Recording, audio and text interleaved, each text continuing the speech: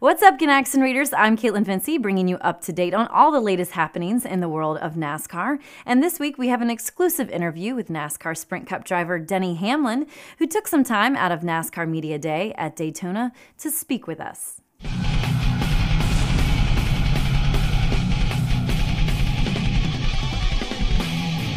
Of course, we had to ask Denny the famous 6 questions of Gunaxin, starting with his 6 favorites.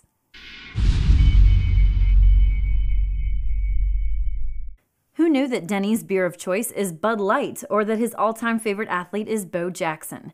Denny Hamlin is also a fan of Dancing with the Stars' Julianne Hough, comedian Chris Farley, the Shawshank Redemption movie, and can't live without his iMac computer.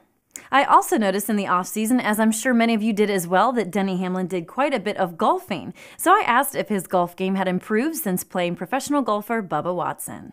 It has. Yeah, it's improved. Not where I want to be yet, but still on the right road anyway. One of the biggest announcements in the offseason at Joe Gibbs Racing was the crew chief change for the number 11 team. Mike Ford was replaced by Darian Grubb, former crew chief for 2011 NASCAR Sprint Cup champion Tony Stewart. So I asked Denny how difficult he thought it would be to begin a new season with a new crew chief and building that relationship from the ground up. Well, it is. It's like working with a new coach. I mean, they got different ways of running things and different ways that they operate within the team. We were at a point where we kind of needed any kind of change. I feel like our team is definitely heading in the right direction. Got some good stuff in the works, and I'm more optimistic this year than what I've been, since actually my rookie season. The 2011 season did not end quite as well as Denny and his team had hoped. So I asked what he and his team had been doing in the offseason to restructure things to get back on track to that championship they were so close to in 2010. Yeah, I mean, that was obviously a huge disappointment last year. Making the chase for some teams are dissatisfactory enough in winning a race, but it's not for us. But obviously we set our goals much higher than that. We want to be a car that contends for a win every single weekend, not just on the short tracks. And it takes a lot to get to that point. There's been a lot of hard-working people working at our race shop. That's back to that level.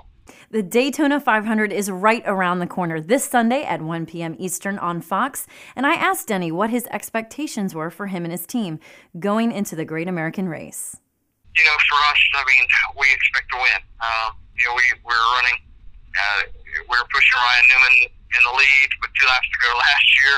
We've come close here, but never been able to break through. And it's one of those races where everyone's more concerned about winning it, not worrying about the risk of the points consequences. It's like our season starts during the second week of the season. Everyone's just concerned about winning out here the first time out. Denny and I both have ties to Langley Speedway in Hampton, Virginia, which is where I began my reporting career and where Denny raced at the age of 16. He still holds the NASCAR Mini stock record at that track, which he was completely unaware of. So I asked him, how important is that grassroots, short track level of racing to a driver's overall success? And in turn, how does it help you appreciate that highest level of competition? I do. I still have the record there. Yes, you do. It's the NASCAR Mini stock record. Oh, really? Yeah. That's so cool. All right. No, it is. It's so important to have those routes. That's where 90% of these guys came from, whether it be asphalt or dirt. It's from the weekly series. So, I was one of the very last, very blessed and fortunate people to get here on performance. I didn't bring a sponsor. I didn't have a famous last name.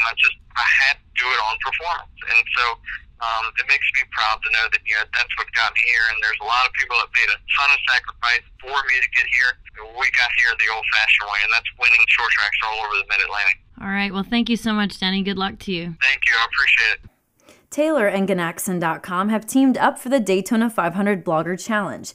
Denny Hamlin was the driver they selected for us here at Gunaxin, and throughout the next couple of days we will be giving away autographed Denny Hamlin merchandise for our readers. If Denny Hamlin is the highest finishing driver of the participants, we will be sending one lucky reader to the Sprint All-Star race in Charlotte. Once again, I encourage you all to watch the Daytona 500 this weekend on Sunday at 1 p.m. Eastern on Fox. You can tweet about the action using the hashtag Daytona500. Thanks for watching. I'm Kaitlyn Vincie here at Gunaxin.com.